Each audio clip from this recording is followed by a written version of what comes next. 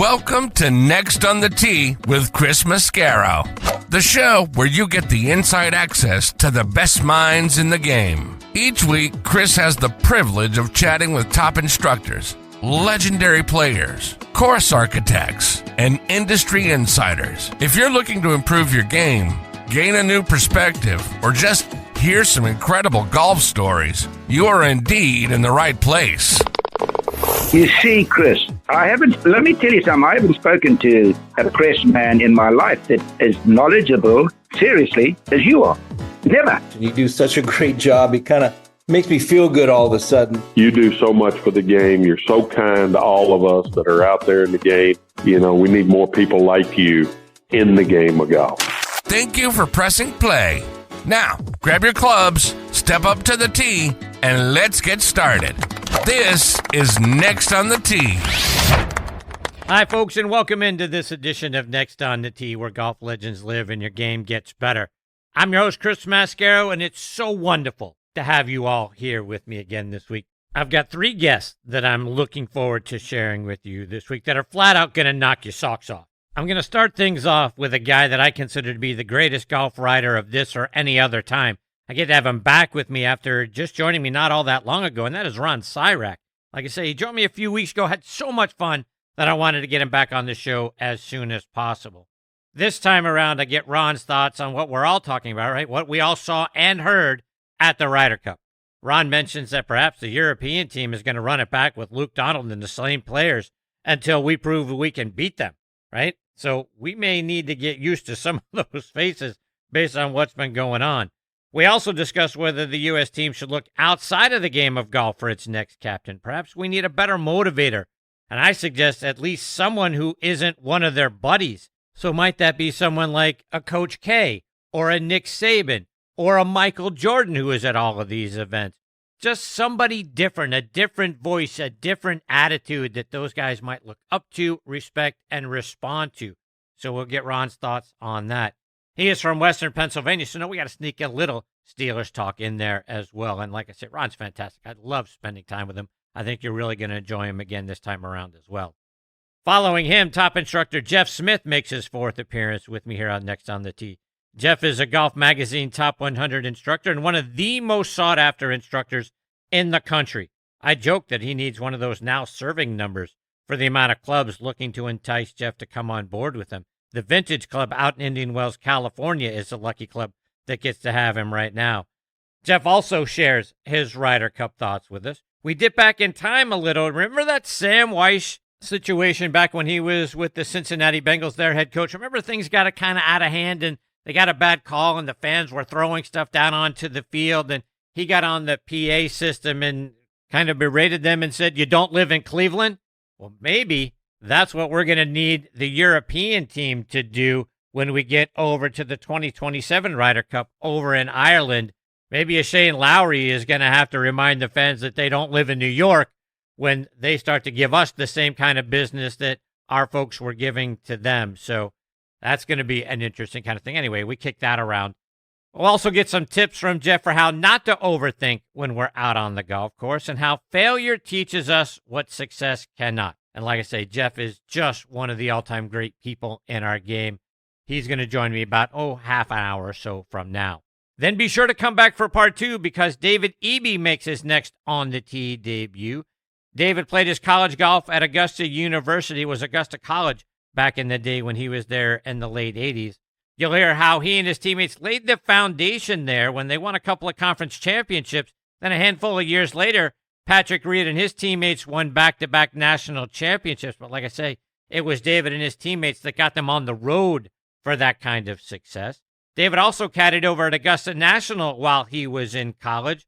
You'll hear some of the great names that he got to loop for, plus the rounds that he played there, what his scores were, what his impressions of playing out, getting that opportunity, right? The opportunity we're all dying for to go play Augusta National. He talks about some of that. He also was an assistant pro at a few clubs in and around Ohio and Virginia. You'll hear about some of the great places that he got to be an assistant pro at. Before now, spending nearly the last 30 years down at Banyan Golf Club in Palm Beach, Florida. He has a ton of great stories that you're really going to enjoy. So be sure to come back and press play on part 2. So, folks, as always, my gratitude goes out to each and every one of you for pressing play and for making Next on the Tee a part of your regular golf content. So sit back, relax, let us take your mind off everything else going on in your life for this part of the show for a little over an hour and part two for a little over a half an hour. Relax. Thank you for being here. Enjoy the show. You know how I like to get things rolling by starting off and ending every show by thanking my friends over at the Pittsburgh Tribune-Review. TribLive.com is the leading news website for Western Pennsylvania with news around the clock. Pittsburgh pro sports coverage, a high school sports network, a podcast network, which you can find Next on the Tee on. So go out and bookmark TribLive.com or download the Trib Live app for free and stay up to date with all the news in Western Pennsylvania and this show. I want to welcome a new member to the Next on the Tee family, Sunday Swagger. Tired of boring golf clothes? Sunday Swagger is changing the game with premium performance apparel that delivers the look and feel of $100 polos for much, much less. Never sacrificing on style or comfort, their bold polos, shorts, and outerwear feature four-way stretch and moisture-wicking fabric that moves with you, whether you're crushing drives or crushing happy hour. With over 300 unique designs and vibrant colors, ranging from bestsellers like Jawbreaker to exclusive collaborations with Guinness, Sunday Swagger offers something for everybody. And their matching prints for couples and families with children are flying off the shelves as their most popular styles. You might even recognize Sunday Swagger designs in popular Hollywood movies and TV shows, including Happy Gilmore 2. Sunday Swagger is guaranteed to turn heads and spark conversation. Visit SundaySwagger.com and join the Sunday Club for exclusive drops and member benefits. Sunday Swagger. It's your swagger. Embrace it. Own it. And folks, this year, get ready to experience the game like you've never experienced it before at the Keep. It's the brand new Bill Bergen and Reese Jones co-designed course up at Macklemore. Nestled high atop Lookout Mountain, the Keep offers breathtaking vistas that are even more spectacular in person than they are in the pictures and the videos. With its challenging layout and awe-inspiring views, every round there is an unforgettable adventure. Whether you're taking on the signature holes or just soaking in the scenery, the Keep is where your best golf meets nature's finest backdrop. So grab your clubs and join us up at Macklemore this year. The Keep is open for preview play and it's waiting for you. But you gotta hurry now because spots and availability are filling up fast. So don't wait.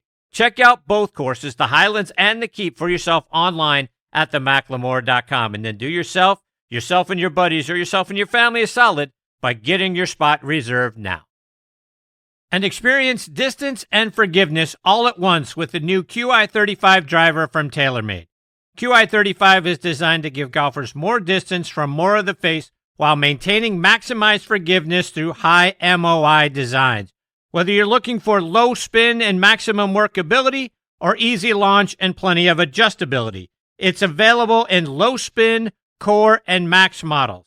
QI35 also has a full assortment of fairway woods and rescues to deliver distance and forgiveness throughout the top end of your bag. Check them all out online at TaylorMadeGolf.com. Okay, now back in Next on the Tee with me is a guy that I had the privilege of spending some time with recently back in early August, and he is so great that I wanted to get him back on the show as quickly as possible, and that's Ron Sirak. As you guys know, Ron is one of the great writers of all time. He is from My Nape of the Vine up in Newcastle, Pennsylvania, which is about 50 miles north of Pittsburgh, near the Pennsylvania-Ohio border. He attended Franklin and Marshall College in Lancaster, PA, where he wrote for the Lancaster Independent Press. His first job in golf was filling the pop coolers at Castle Hills Golf Course in his hometown. You probably know Ron's work now as a senior writer for Golf Digest and a regular contributor over on the Golf Channel. He was also an executive director for Golf World. Prior to that, he worked for the Associated Press for 18 years, the first 7 of which was as a supervising news editor before becoming deputy sports editor and then a writer. He's co-authored 3 books alongside of Pia Nielsen and Lynn Marriott, entitled Every Shot Must Have a Purpose, The Game Before the Game, and Play Your Best Golf Now. He's also written a biography for young people about Greg Norman. 2015 was a great year for Ron. He received the PGA of America Lifetime Achievement Award in Journalism and the Media Excellence Award from the LPGA. He also received the Lincoln Worden Journalism Award from the Metropolitan Golf Writers Association. Back in 2021, he was inducted into the Western Pennsylvania Golf Association Hall of Fame, and I could not be more thrilled to have Ron back with me again this week here on Next on the Tee. Hey, Ron, thanks for coming back on the show. Thanks for having me on. Always a pleasure to be on with you, Chris. So, Ron, here we are. We're a couple of weeks north of the Ryder Cup. I got to start off by getting your feelings about what you saw and heard. Well, I expected it to be rowdy and a little bit bizarre, but it was more intense than I thought it was going to be. I'll use the word, it was worse than I thought it was going to be. It just seems like we've evolved into this situation in our culture now where our opponents aren't our opponents, they're our enemies. And we don't just want to beat them, we want to hate them. And boy, there was a lot of that going on down there. And because it was an international competition, and they were going after Rory McIlroy, which sort of astounds me because the guy's lived in the United States for a long time now. He's one of the most vocal supporters of the PGA Tour against Live Golf, and he's a huge fan favorite at PGA Tour events. But they were all over him, and the whole atmosphere was, I thought, very unsavory. You wrote an article that's posted out there on your website, ronsirak.com, about how far we've strayed from civility in a game that guarded it and treasured it for centuries. Do you think what we saw at Bethpage, that's just kind of a one-time thing, or is the genie out of the bottle now, Ron? Well, there's a lot going on out there. Look, they had to rein in the party hole at the Phoenix Open, the waste management tournament in Phoenix, that par 3, number 16, where they have bleachers built for 20,000 people around there, and people get drunk and rowdy. And we are seeing some of that come into the game. Look, golf was in a recession as a participatory sport for about 20 years, and some things started to bring it back. COVID was a boon for golf.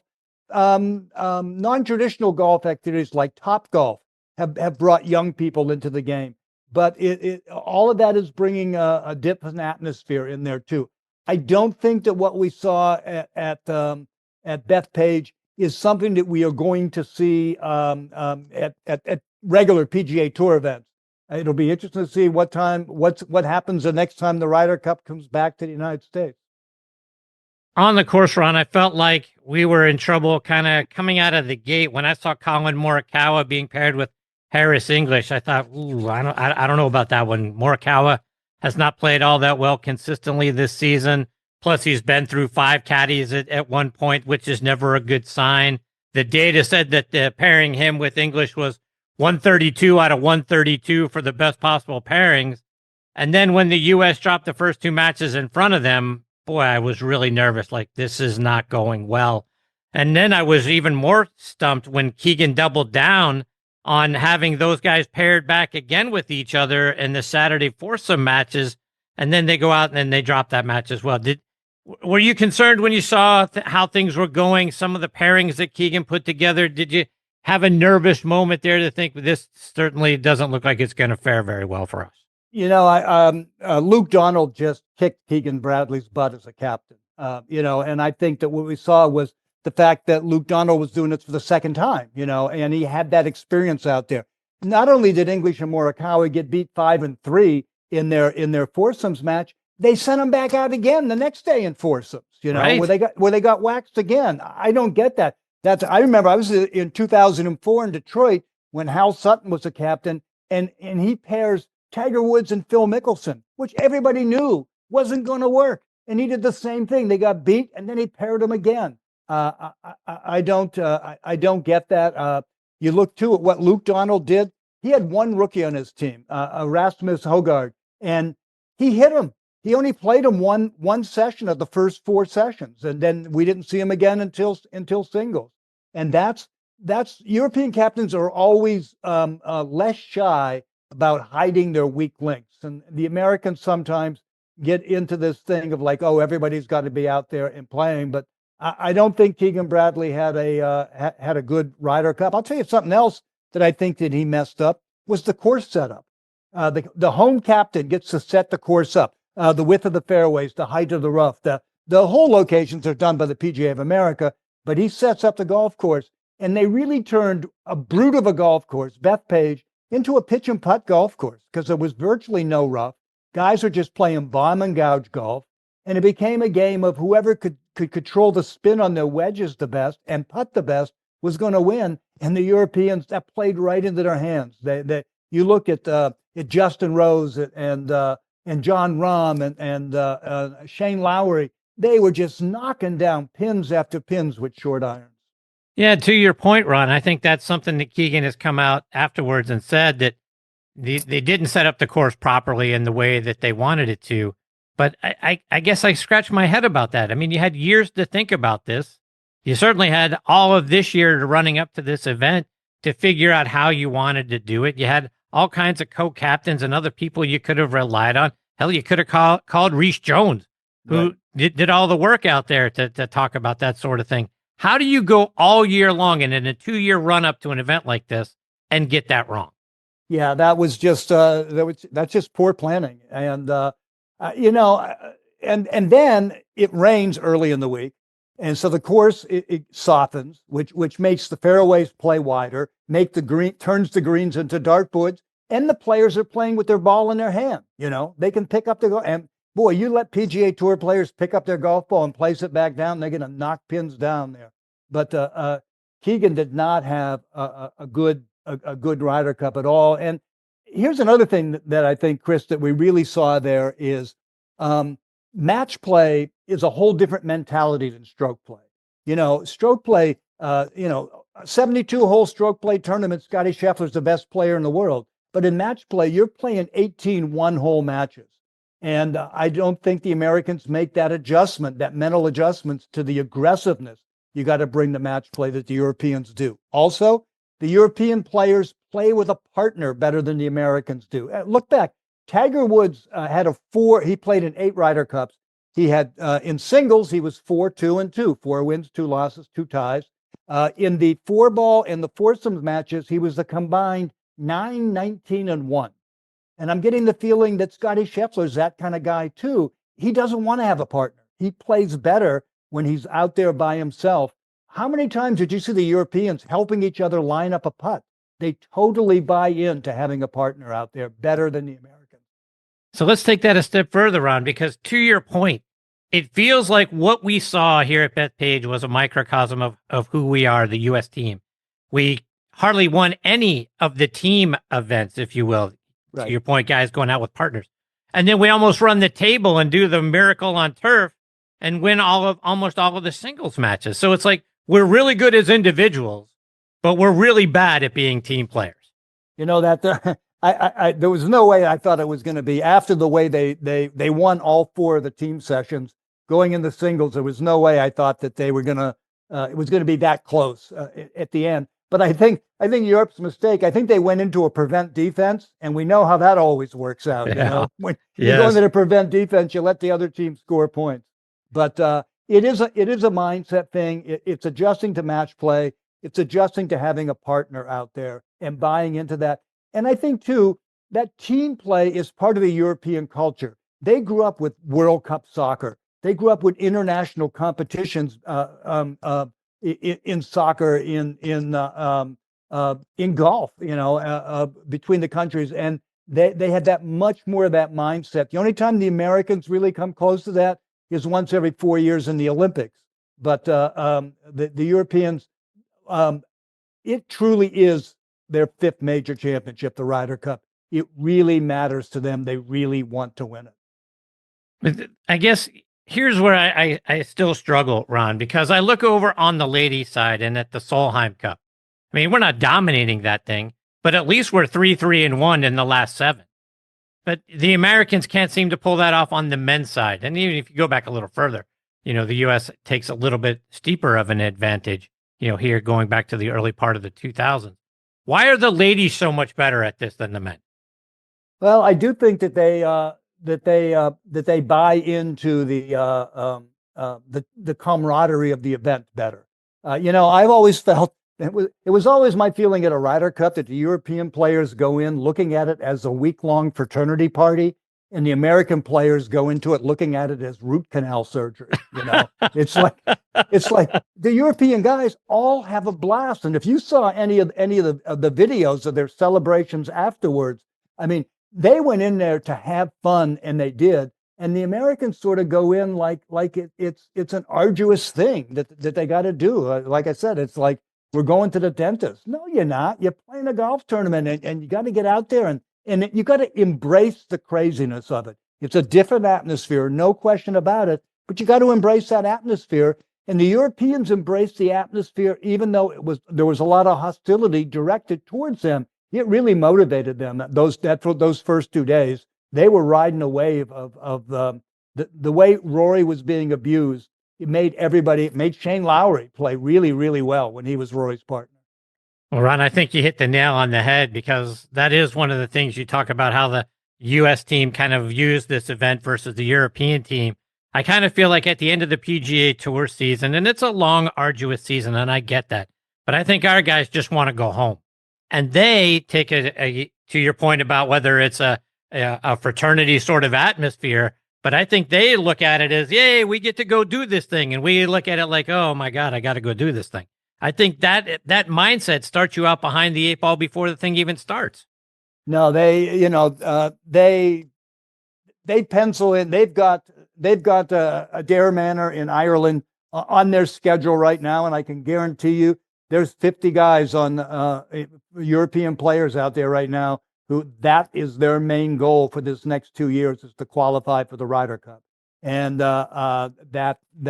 they were inspired by it was starting in '85 when since '85 Europe has really pretty much dominated it, and they were led by Seve Ballesteros and Sandy Lyle and Nick Faldo and Colin Montgomery, Lee Westwood, Darren Clark, a great generation of players, and who really set the bar for this next generation to come along. And they all look at it. And here's something else that's got to concern the Americans. Some of the best young players on the European team, like Matthew Fitzpatrick and Victor Hovland and Ludwig Aberg, are only going to get better.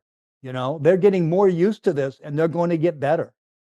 Yeah. And one of the things you mentioned, Shane Lowry, I think one of the things that was telling is listening to his interview after he makes that big putt to essentially, it didn't win it for them, but it got them to the tie so they could retain the cup. But he talked about how that tournament or that event is the most important thing to him. He's like, winning the Open was nice.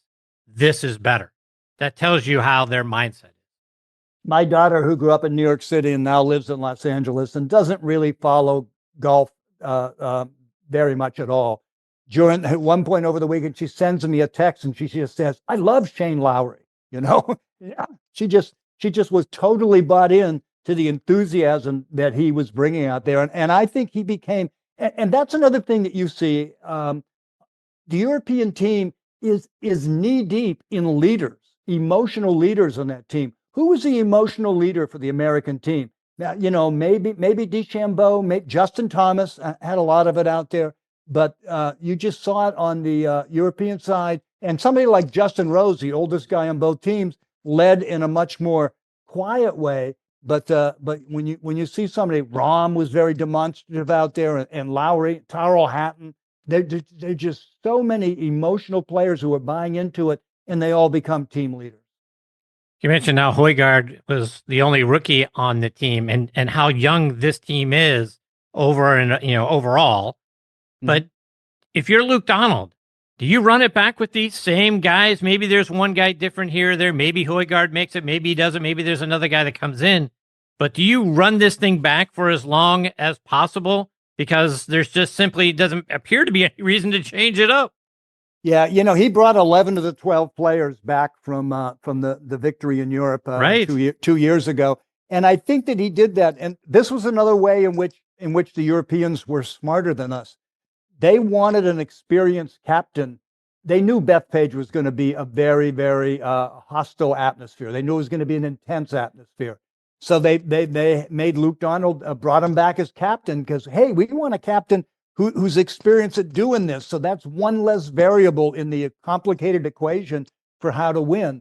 And I think that they viewed their players the same way. Donald wanted as much experience in that team, guys who knew what the crucible of a Ryder Cup atmosphere, and we're not going to be intimidated by it, but feel good about it. I think 2 years from now, it's going to be about who's playing the best golf. You do like to have. There are certain players like John Rahm is somebody that I want on that team all the time. Because he's one of those ones who's going to raise his game to that level.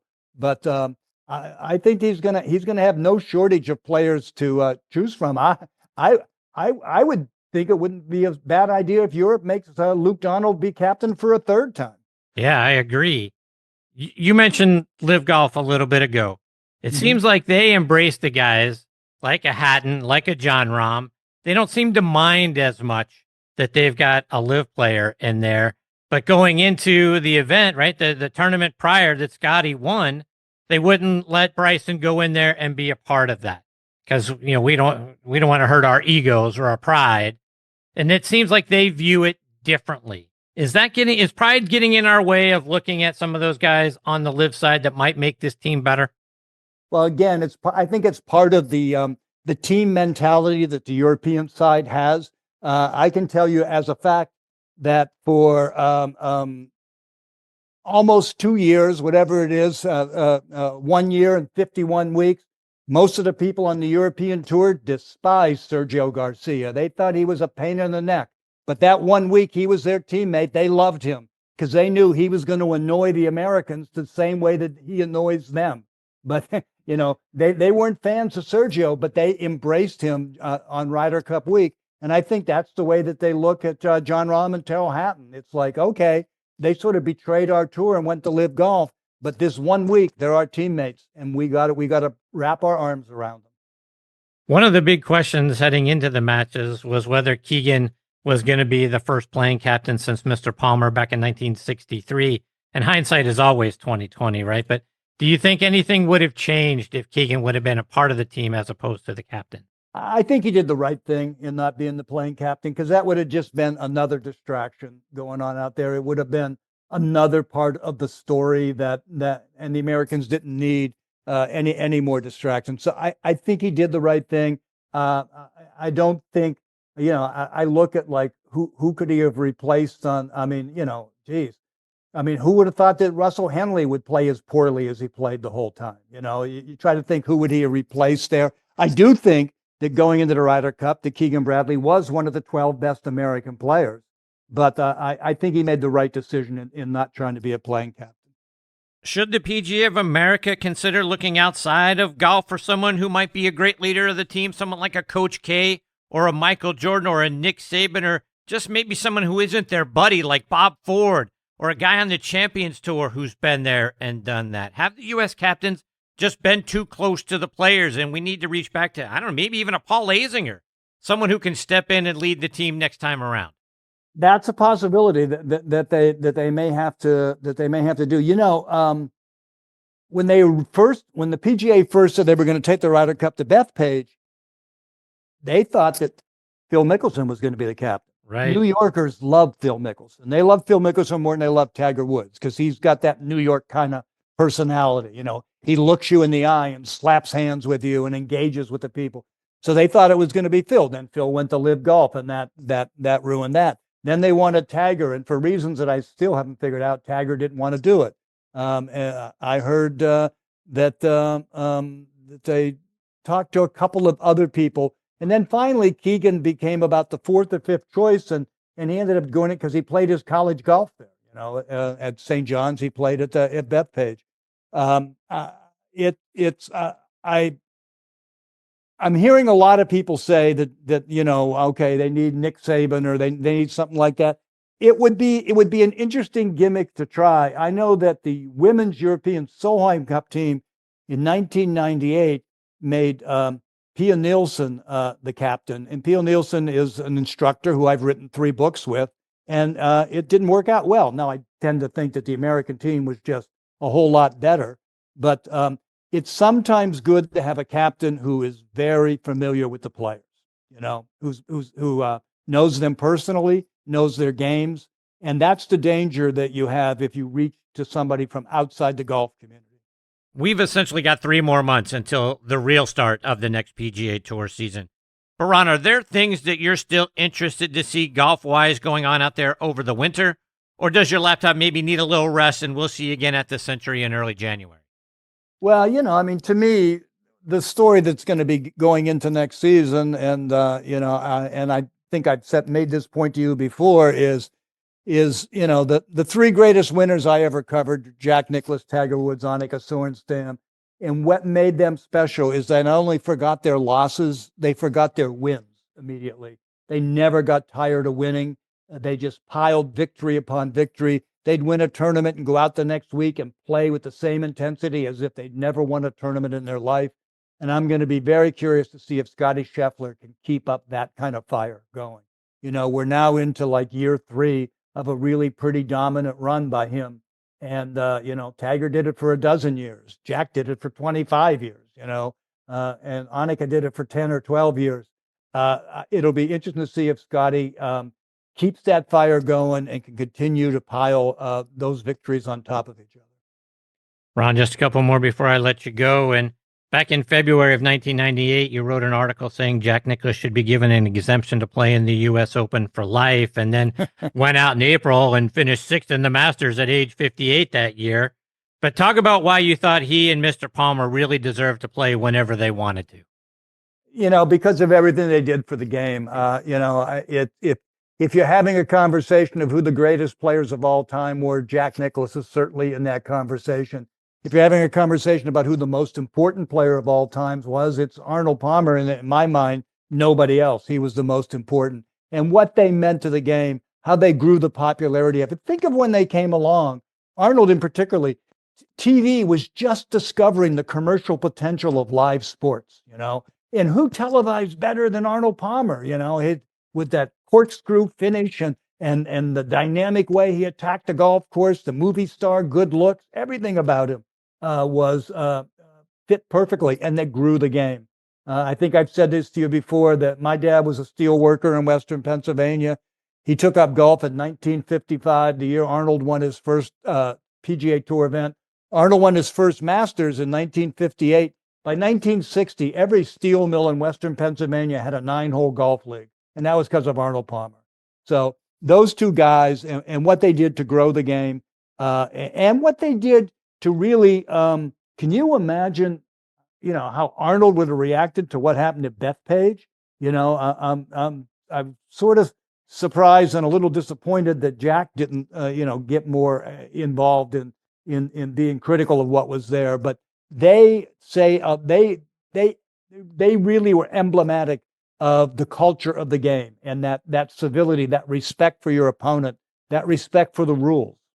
Yeah, I would have guessed following the Ryder Cup, if Mr. Palmer was still alive, you might have gotten a summons to come to his office and have a conversation, because I think he would have wanted to put something out there, whether it was in a TV interview or in an interview with you in any one of the magazines and places that you write for.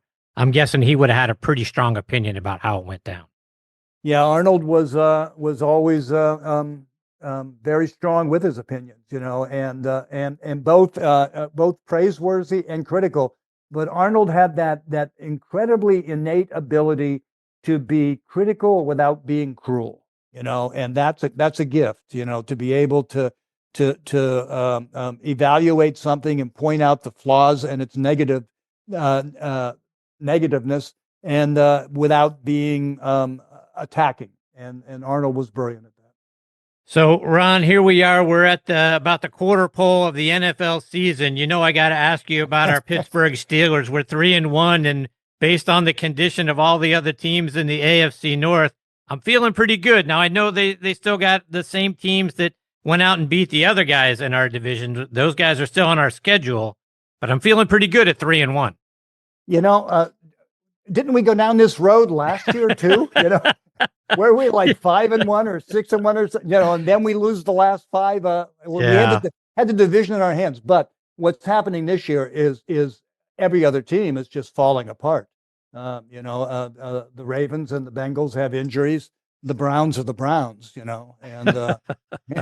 as Juju once said, right? The Browns is the Browns. That's it, and that's so funny for me, because when I was a kid, the Browns-Steeler rivalry was the rivalry.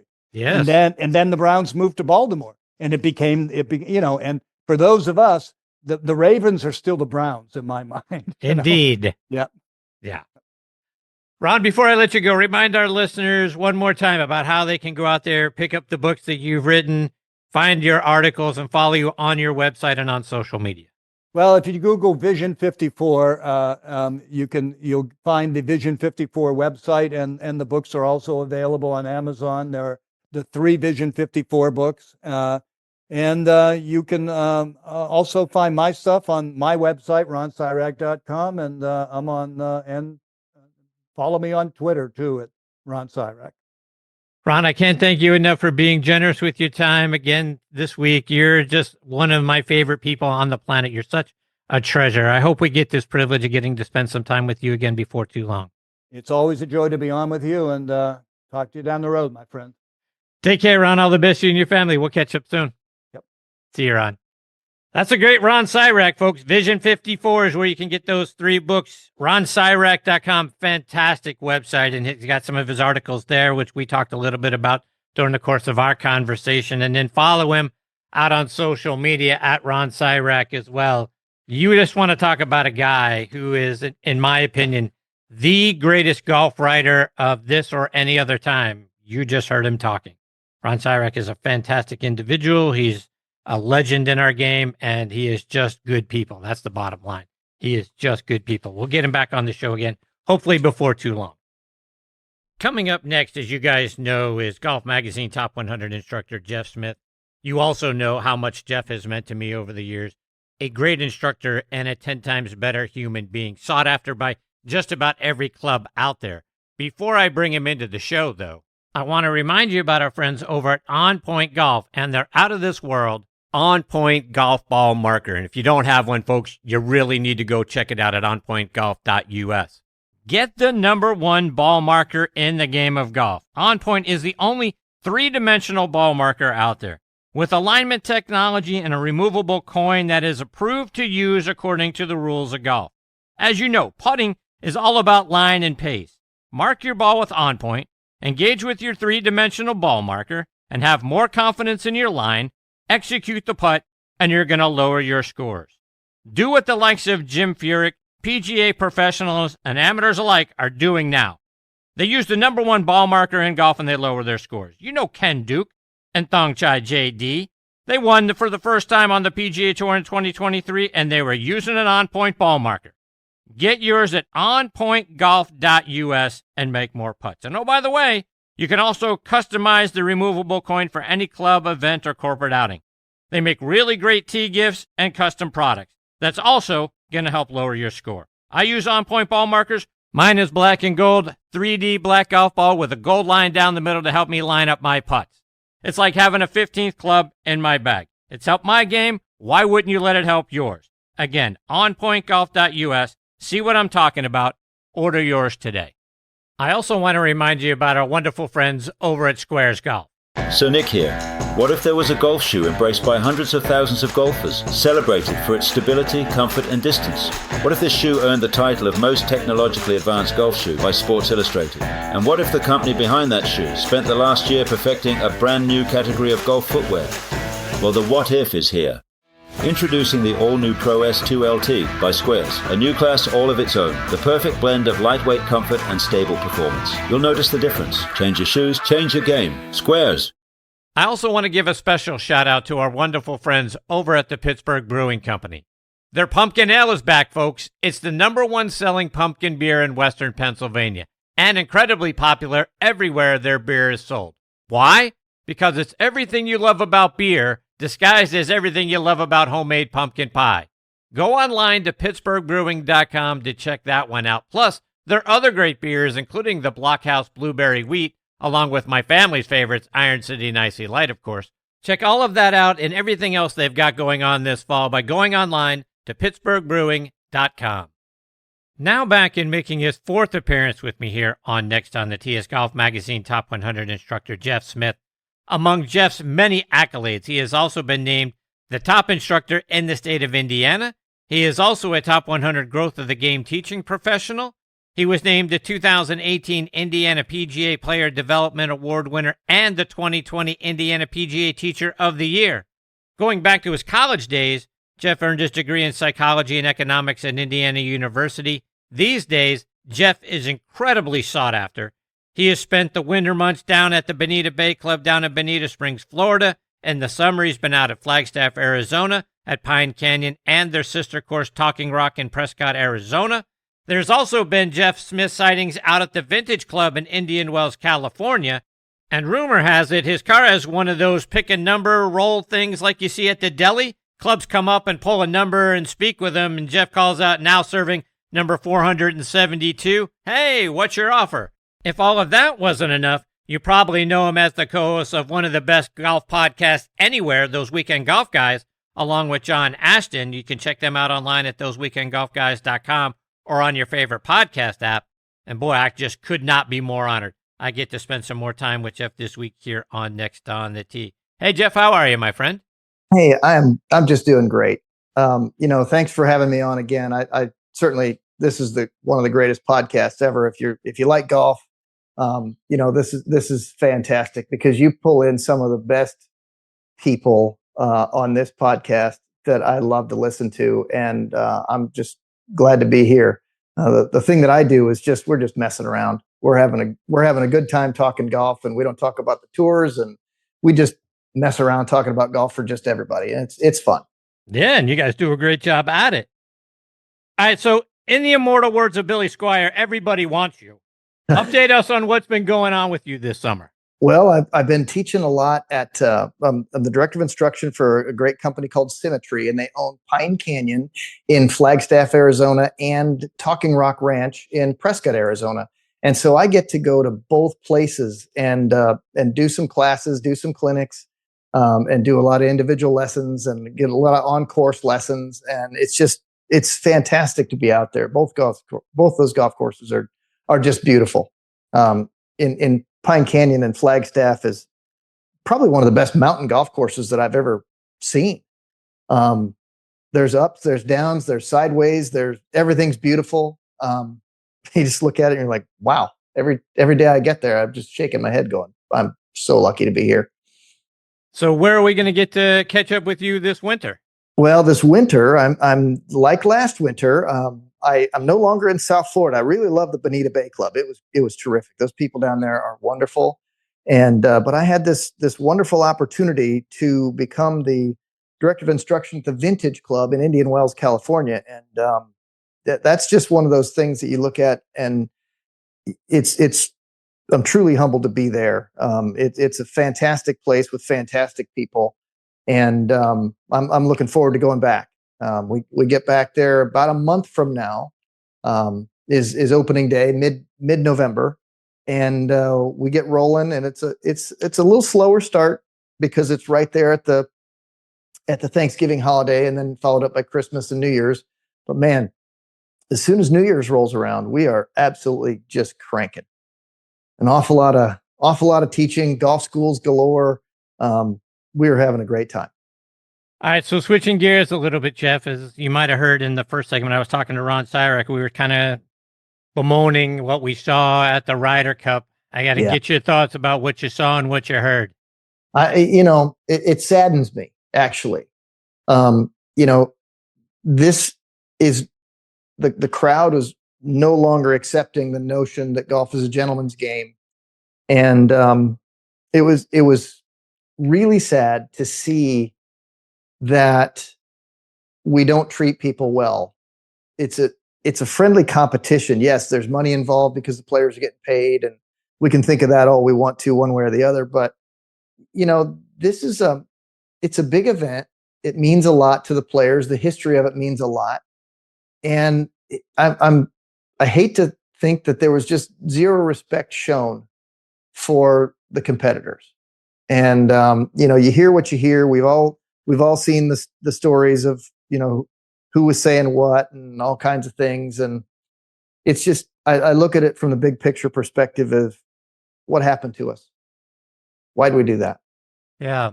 So let's take that a step further, Jeff. I mean, is the genie out of the bottle? Can we put it back in? Is the U.S. team in for it? Are we in for it next time when we get to Ireland in 2027? What are your thoughts? When we get there, I understand Rory's a big big player. He's a big boy. He can handle an awful lot of things. But, I think right now, I think it's so raw that I think, and I don't know about the Irish people, but I'm assuming that they'd be a lot like us if one of our own was being disrespected in that way, that loudly and that often, that they're going to be a little bit bent out of shape about that. And it wouldn't surprise me at all if they decided to respond in kind when we get over there. But I also know that they have a sense of tradition and a rich history. And I know that they understand that golf is a gentleman's game. And I'm hoping that will matter more than just a little bit of retaliation. I hope so. You know what's struck me, Jeff, and I meant to talk about this with Ron in the last segment, but you may remember this back in the 80s. There was a game that the Cincinnati Bengals were playing, and they got a bad call, and the fans started throwing things down onto the field, and the officials went to Sam Wyche, and Sam Wyche got on the PA announcement and told them to cut it out, that you don't live in Cleveland. I can almost see Shane Lowry, when that happens over in Ireland, yelling at the fans, telling them you don't live in the U.S.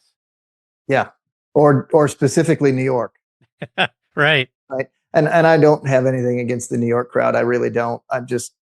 It just seems to happen there. The last two Ryder Cups that have been there have been pretty rough on the European squad. But I was at the one at Whistling Straits. And now I do know that was a COVID year, and that there weren't a lot of Europeans in the crowd. But I was there at Whistling Straits, and we didn't treat the European players poorly there. There wasn't a whole lot of that going on, and I don't think it had anything to do with the presence of many or not very many of the European fans. I just think that it was a little different crowd altogether. And maybe the Midwestern folks are just a little bit easier as spectators than the folks in New York. Jeff, is the U.S. media, are we partially to blame for what happened? Because with the run-up to this Ryder Cup, we kept really kind of stoking the fires of the New York fans. And can they get under the skin of the European players? We talked about Sergio and what happened the last time we were in New York with Sergio and them doing the 1, 2, 3, 4 as he would have the, kind of regripping in the yips and that sort of thing. So we were kind of stoking the flames a little bit. So can the U.S. media kind of hold ourselves a little bit to blame for what happened? I would agree with that. And I, since I have a podcast and you have a podcast, we're considering ourselves media, right? Yep. But I think so. I think that media is hyperbole based, and I think that they're trying to sell things. They're trying to sell their media outlet, and they're trying to get commercials and sponsors and all that. And I think that using that kind of rhetoric gets them a little bit amped, and then the media is a little bit more I think they're a little bit more culpable in this than what a lot of people might want to think, because they could have gone the other way. They could have said, we didn't do such a great job as fans last time, New York. Why don't we show them a little bit of decorum? Why don't we show them what New Yorkers actually can be in terms of good golf fans and behave as we should? They could have done that, but none of them did. Yeah, I thought it was particularly bad. I don't remember the young lady's name that was pushing the crowd on with the F you Rory, in the morning. I know she got let go right away, but I mean, and I think that was probably appropriate. I just don't think that that's right. I think she probably got caught up in the moment of trying to get people jazzed up. But man, I'm not so sure you needed to. And I'm sure that you didn't need to do it that way. Agreed.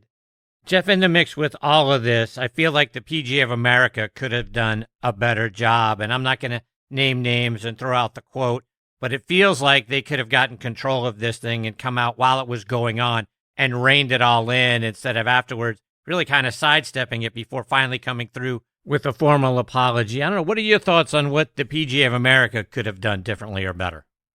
Yeah, I think about that just a little bit, thinking this is an event run by the PGA of America. And certainly they could have grabbed microphones, and we could have had some of our leaders there say, all right, just, do what Sam Wyche did and said, hey, let's be better. Let's be better. And I wish they would have. I wish they would have. And I wish that the leadership would have taken that tack and headed it off at the pass. And then I understand that, after they didn't, there's certainly, a bunch of people saying this and that and how they should have done. And, arrows are being thrown that way. And, I don't know. I'm not sure how to voice my opinion on that. I just wish they would have stepped in and grabbed a microphone and said, we're not going to behave this way, people. Yeah. I just wish they would have. Switching over to the Europeans team and their dominance in this event, why can't the U.S. team understand the team concept like the European team is able to do? Well, interestingly enough, right, here we are. I think if you just look back since the 70s, Europeans have pretty well shown us how to play that game on the four balls and the you see those first 2 days this year, and we just get our teeth handed to us on a silver platter, right? And it just seems like that they grew up competing in that sort of a format, and it's there, and we're just not as good that way. It always seems like that's where they win it when they win it. Now, I don't have all the evidence, but certainly we could just look to this last one and say, look, they were kicking our teeth in. And then we made this miraculous comeback that had we not done that, it would have been a bloodbath. Right. So it makes me wonder, did they just go practice on these greens more? Was it strictly just the putting? I haven't looked at too many of the statistics, but it sure looked like it on TV. Yeah, it sure like we were close, but no cigar so many times with the putts that it was just over because they weren't missing. Yeah. So, I mean, let's just take that a step further, right? I mean, Ron was talking about this also in the first segment. Like the course setup seemed like one of the first misses of how we went into this event. I mean, Bethpage Black, I mean, there's the warning sign, right? Everyone sees the warning sign and how difficult the golf course is. I've played it. It's brutal. It sure seemed like it played awfully easy for those guys. I know we got some rain that week, but my goodness, it just seemed easy and they made everything. Well, I mean, this is a testament, I think, of a couple things. First, these guys are terrific, right? They're the best players in the world. Let's not make any bones about this. But that golf course did not seem like it was as brutal as it was when I just went out and played it one day, and it just was terrible. I mean, it was hard to finish because that's just a mean old nasty punch in the mouth golf course. And it didn't seem like it played like that for anybody. So I'm wondering, was there any advantage for having that golf course play a little bit easier? I don't know. But I do know those guys are great. And I'm not going to second guess the golf course because everybody had to play it, right? Both teams are out there playing the same course. They all could have had the same lies, but it just seems like from what I saw on television, it seemed like it was more of a putting contest. Indeed. So as we look ahead to 27, some folks are starting to suggest from a team captain perspective that maybe we need to look in a different place. Ron Sirak talked about Nick Saban. People have talked about, a Coach K, or maybe you look at a Michael Jordan, or maybe you go back to some of the guys that may be playing on the Champions Tour instead of just having someone who's one of their buddies out there as the captain. Do you think we need to look at a wholesale change along those lines?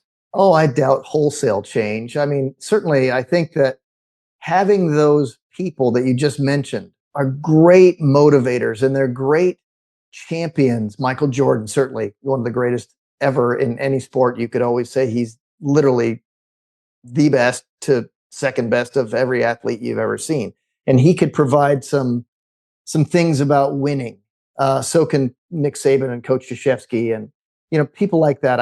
I think that would be kind of a really good idea, but I don't know about this wholesale change thing, because players respond and respect players. Those who have been there and done it, whether they won or whether they lost, if they're a real player, I think that will really get through to an awful lot of the players who are actually, on the team competing. I think there's a camaraderie. I think there's a trust built. I think there's a familiarity with the players because they know who they are. And I think that they would know who could be paired best with who from a not just skill set standpoint, but from understanding how they play the game and, do they even get along perspective. So I'm not sure I would try to just go remove the idea of removing a player and put in someone who's not a player as the captain. I think maybe bring some of those other folks in for other things that could help. But, from what I can see, the players still have to play. And I don't doubt the fact that they were motivated.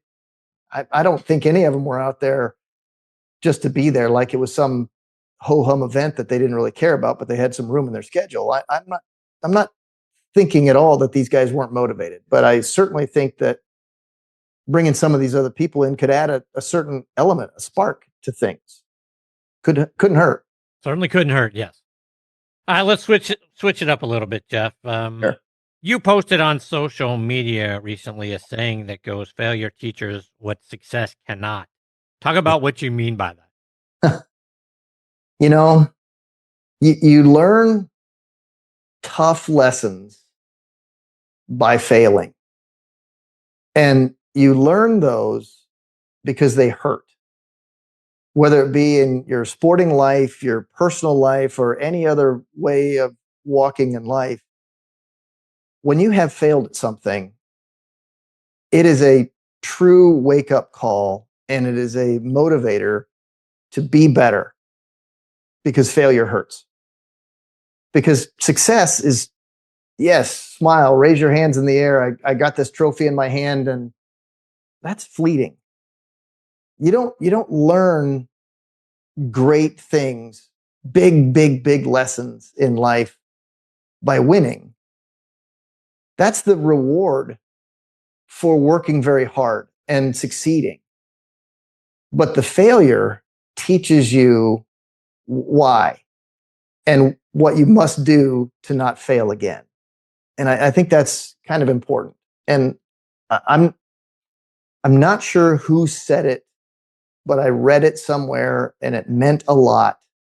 And so I put it out there.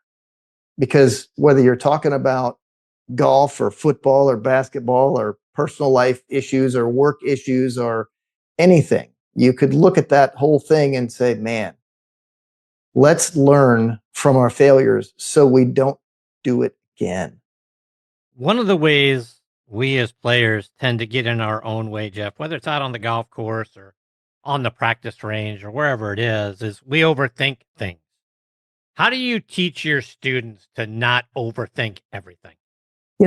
Here's a thing that I did, and I, oddly enough, I did this on a tee box at Pine Canyon. I shot a little video, and maybe I'll put it up on social. It's about how to shake free on everything and just focus on the one thing that matters at that moment. So you create yourself a nice little routine, but you do some things that get the little bugaboos out of your head so you won't freak out a little bit on the tee and overthink things. And so imagine yourself standing on the first tee and you got the first tee jitters. And all of a sudden you got what you think is all these people watching you.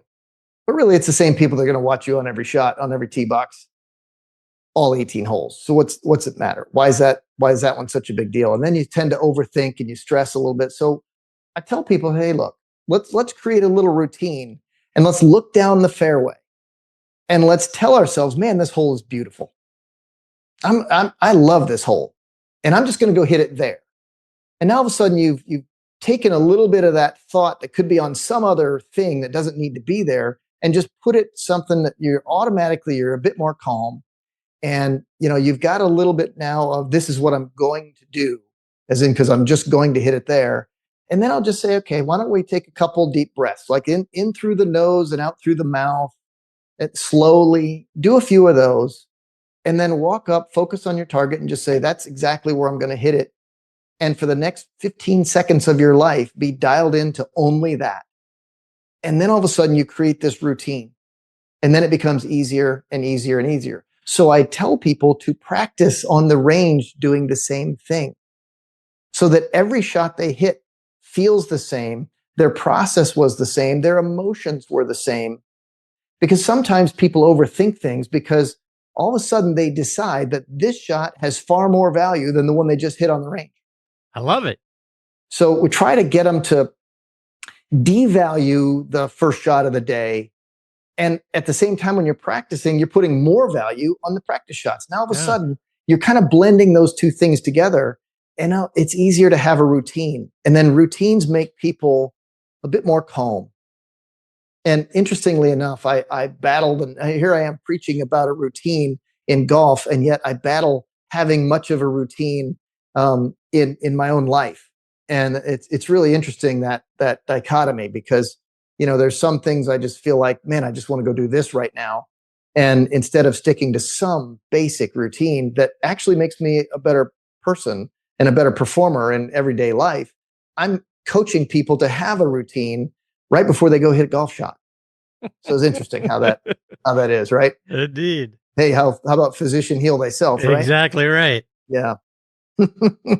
Jeff, just a couple more before I let you go. And as we get closer to the holidays, and then obviously once we turn the calendar to the new year, we start to think that, hey, we can go out there and buy ourselves a better golf game with all the new technology that's going on, game improvement clubs coming out, the new model years are out there. We think we can go out there and buy ourselves a game. And really what I wish that people would think differently about is, instead of investing in, the new model year driver or whatever, especially now that it's starting to get colder outside and we're going to be in the house a lot of times, or indoors more often than not, it seems like instead of taking that money and giving it to, the outlet of your choice, maybe if you went and gave that money to your local PGA professional, that might be a better way to get yourself into buying a new game.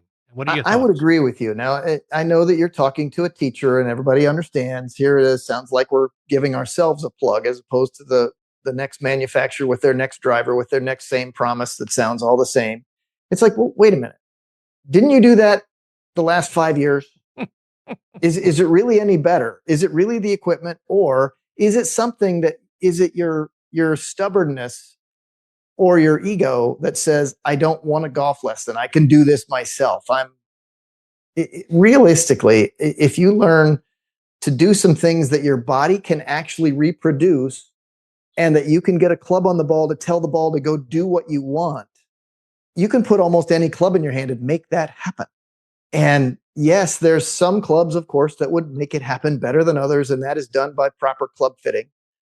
But just keep that in mind. If you go out and grab something off the shelf thinking that's going to be the next magic pill, it wasn't on the last one, and it wasn't on the one before that, and it wasn't on the one before that either.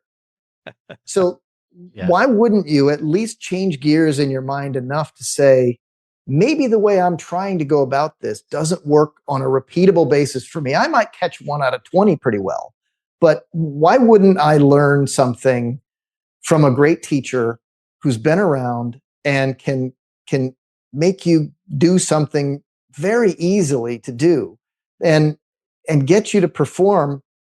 And then why wouldn't you stick with that? If you see the performance, why wouldn't you do that? Agreed. Yeah. Spoken like a teacher, I know. As you know, James Hong and Scott Monroe are going to be joining me here on the show in a couple of weeks. What's something that nobody knows about? You have them both on the same show at the same time? Not at the same time, one after the other. Yeah, okay, good. You couldn't put the Wonder Twins together at the same time. Who knows what would happen? But what's something nobody knows about those two guys that I can spring on them? Oh boy. Okay. Money's nickname is 99. Okay. And James really, really wants to shave off the little chin goatee thing that he's got going on now. Does he? He does. He wants it off. But the wife won't let him? I don't know what's going on there, but yeah. Just tell him, just go ahead. Just do it when nobody's looking. I will absolutely do that. So you got to tell me, as you know, I've now gone through ankle replacement surgery twice in the last, almost year now. So I'm trying to rehab that thing, and the most important thing for me as I look into the future is I got to get it ready to go for the PGA merchandise show. That's in great. late January. I'd love to see you there. I'd love to see it. If you could make it, that would be great. We'd love to have you doing something at Open Forum. That would be a terrific thing to have your podcast there with us. Yeah, I'm looking forward to that. I'm going to try to make that happen. So you got to tell me, are we gonna get 2 Hoosiers and a Hong this year at the merchandise show? We might be able to pull 2 Hoosiers and a Hong off on that one. That'd be Scott Monroe and me and 2 Hoosiers and the Honger, right? That'd be a heck of a thing. We might be able to pull off a little something, but at least we could do it on your show at the PGA show if you come to Open Forum. Yep. And do a little mess with us. We could at least do that. That would be entertaining, and to say the least. I agree. So let's try to make that happen. Love to see it. Before I let you go, Jeff, remind our listeners how they can stay up to date with all the great things you're out there doing, whether they're doing it online or on social media. Well, interestingly enough, so I'm fortunate enough to teach at 2 private clubs that are both absolutely wonderful. But if somebody wanted to get a hold of me, certainly just send me an email at jmspga@pga.com. And you can find me on Facebook and Instagram, Jeff Smith Golf Instruction on Instagram. And Facebook, it's just facebook.com /Jeff Smith, and you'll find me. It's pretty easy. Jeff, you are one of the best in our industry. There's no doubt why, because you're incredibly smart, you're incredibly intelligent, you're incredibly good at what you do. And I know I was joking in your intro, but you are one of the most sought after people in our industry, and that's for very good reason. Well, I think that you have done more publicity for me than anybody else. And I sure appreciate that. That's awfully kind of you to say those things. Jeff, take care, my friend. All the best to you and your family. I hope we get this privilege again soon.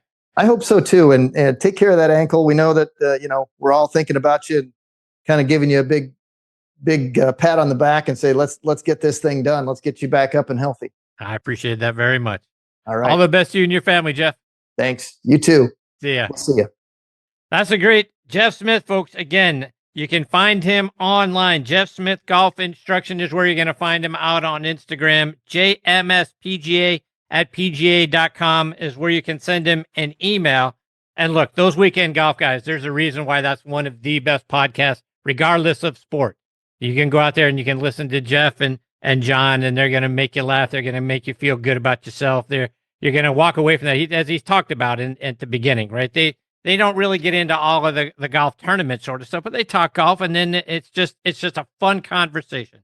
The best thing about their show, in my humble opinion, is you're going to have a smile on your face for the entirety of the show, because they're just going to make you smile and laugh and on all that sort of stuff. So it's a feel-good kind of show that you're going to enjoy subscribing to and listening to. So I can't recommend that show highly enough. And Jeff Smith is, on top of being a top 100 instructor for Golf Magazine, is just one of the best people on the planet.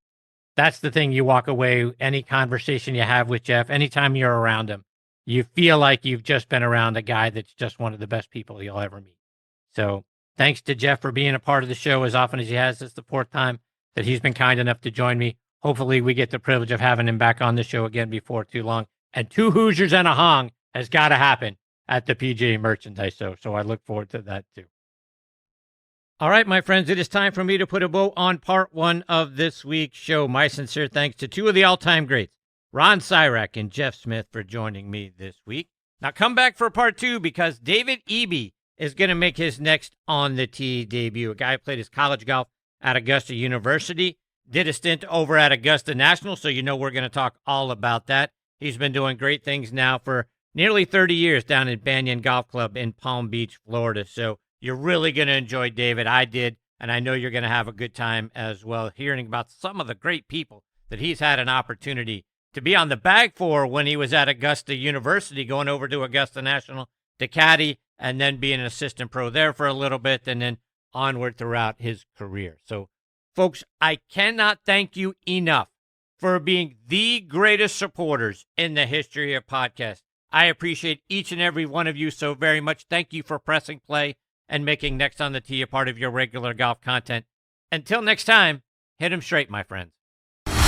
Thanks for joining Chris again this week on Next on the Tee. We hope you enjoyed the conversations as much as we did.